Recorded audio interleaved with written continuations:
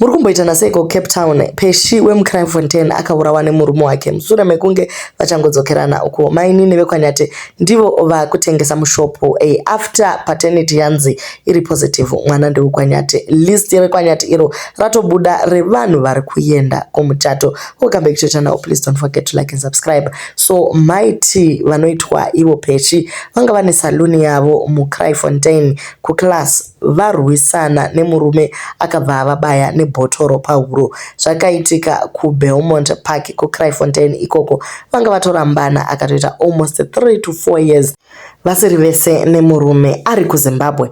Vakadzokerana last month, then nhasi murume avauraya. Chaitoti varwisane hapana anoziva. Murume wacho atiza kana pane vanenge vamuona zivisai mapurisa ari pedo nemi.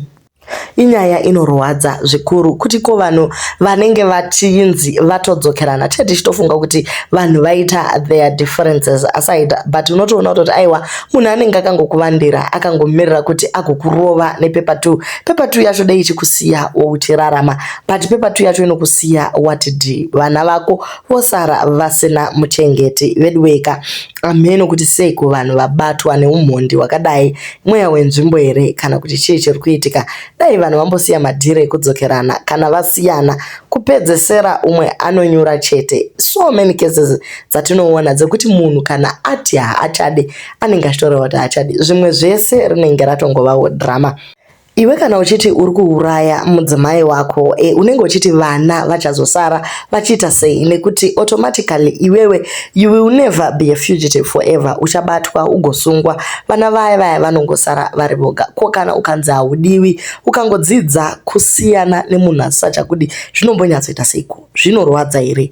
Hey, fesi yababa inongoonekwa kuti guruva. Vanhu tsika yekurambana vachidzokerana, morambana mudzokerana, siyanai nayo. Munhu haachinje hunhu hwake mufunge. Dzimwe nguva Mwari anenge achitokubvisa pamunhu iyeye nechikonzero. Recently pakaitika nyaya yemurume wekuKwaZulu Natal uko akazouraya musikana wake mushure mekunge vangorambana vachidzokerana vachirwadzisana. Zvazvisisiri kana necessary. Ngavanake amai ava vedu vakadzi vekuZimbabwe hamugone kugara musina varume here. Tiko munhu kana masiyana zvekudzokera ndozvinoiko. Vakadzi tisakurudzirane kugara muzvima abusive marriage vedu. Marriage is not everything in life. Kana vega wega munhu unozvigarira. Anyway, rest in peace my sister. Regai tidzokerana kuitira vana. Chino ndo mastatement akazara mumastreets. Vana vacho izvezvi varipi yezvimadzokerana kuti kumuitire vana, asi vana havasi kuzotambura here kana uchinge marambana. Vanhu kana vachidzokerana, they must get together in at least 6 months after separation. Some people don't come back to you because of love, or kuti they realize the mistake yavakaita pekutanga. Some come back for revenge. Before getting back nemunhu, don't even see kuti pfungwa dzichiri kuenderana here, zvatakasiyana paya zvachinja here. Some people don't change, they get worse zvachose. So sekuti vakasiyana vakaita 3-4 years vasingagari vese, pfungwa dzenyu dzinenge dzatosiyana. Umwe ari kuZimbabwe achingwavha, uri kuCape Town uri kugeza, uri nesaluni, uri kumanya uchiita chino nechino. Paanodzoka obviously anowana pane zvimwe zvinenge zvisati zvanyatsopedzewa, zvavhagwa, zvavharisiswa. Iye obva angosvika nekuhakira nekutokukanda demo guys. So let's make sure kuti kana tichidzokerana ngatitange taita homework yedu first, tizive kuti vatiri kudzokerana navo ava vachinja here. Pane zvimwe zvaunonyatsoona kuti hapana kwatiri kuenda, zviri nani mudane umwe kwake muchikurisa vana. Izvezvi kana zvadai vana they've lost both parents panyaya yakadai, and vanhu should know when to walk away. Okay guys, topinda munyaya yedu yechipiri. Pakaitika paternity test kuDNA kwavaMugabe uko. Budi munin'ina wanyati anga ambouya achiti ari kufungidzira kuti mwana haasi wake, nenyaya yekuti anga achiri mudiki zvekudaro. Asi yatinofara ndechekuti mai nyati vakaratidza kuti ndimai zvechokwadi. Chero mwana paakazonzi ndewake mukomana, iye akabva anyara sezviri papicture izvo. Asi gogo Mai Gilbert vakafara zvikuru ndokugamuchira muroora wavo, vakatopururudza vakati ichokwadi mwanangu, mwana ndewako. Musikana was embraced back into the family achibva agara zvake zvakanaka. Iko zvino ndiye ari kumhanya mhanya achishanda mushopu maGilbert. Shushuviro chake chachiri kuti adzokere kuchikoro, and I'm sure kuti the Nyati family is going to do something about that. Mainini vachanyora zvavo zvichienderera mberi. Zvinotifadza zvikuru kuti kana vanhu vachinge vambobuda vachiita sevari kudzikisirwa, all of a sudden vozokwiridzirwawo guys. Kumusha uko ukawana basa rekutengesa mushopu, aiwa zvinhu zvako zvinenge zvakuendeka.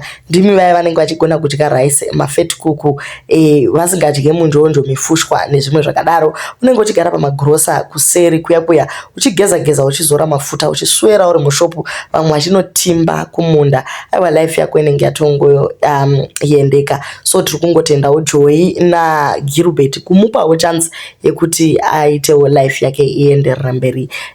Chimwewo zvakare guys ndechekuti Nyati family yawenza so much progress kumusha kwavo. Vaisa solar system, yes, mushopu mavo is backup. Vadonzesawo magetsi kuti agone kusvika kumba kwavo kubva nechinhambwe kana kunenge kuchikoro uko guys.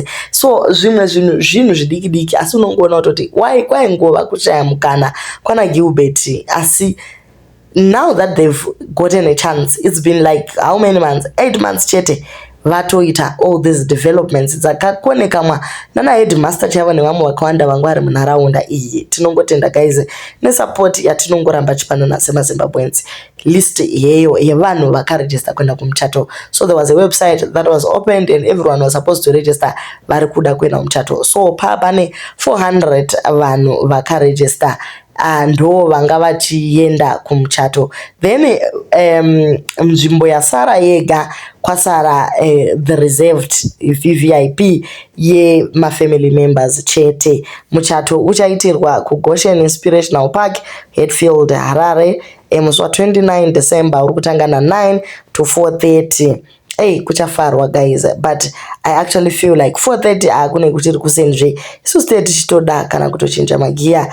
Vana Bruno tinovatenda kuti vakakwanisawo kuita stand bys vavo ndokuendesawo grocery ranga apleja mibhedha, maheadboard, masofa. Aiwa changova chirungu guys. Kwana Gilbert achaziva kuti ndivo vaya vana vaiti yellow guys vachinamata muKFC vachidla first piece yavo.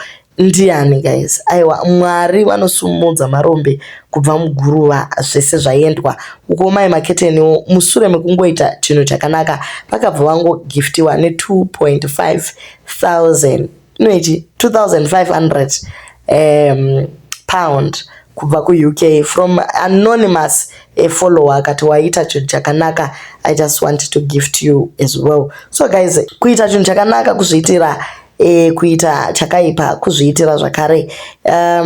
Do leave your comments on what you think about nyaya dzedu dzanhasi.